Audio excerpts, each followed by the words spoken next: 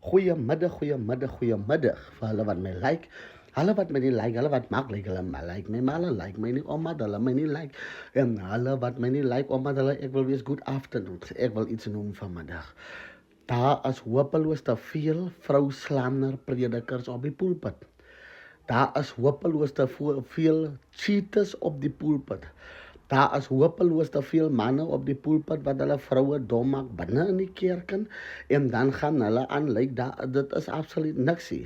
Daar is te veel vrouens wat dik foundation moet smeer om die blou oor toe te maak en nog steeds vir die man amen te sê, anders kry sy weer 'n pak sla as sy by die huis kom.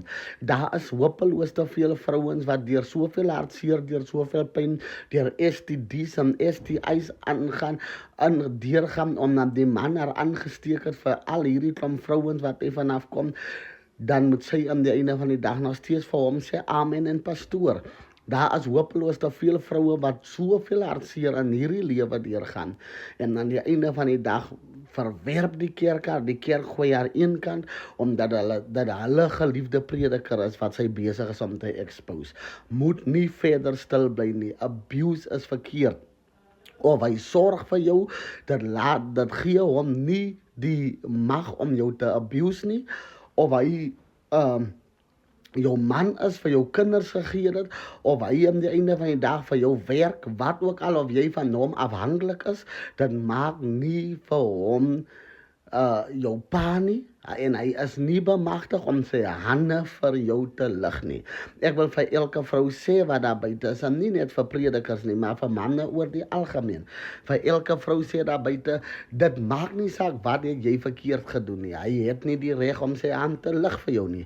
Dit maak nie saak of jy hom kwaad gemaak het nie, dit maak nie saak of jy hom teleurgestel het, wat ook al.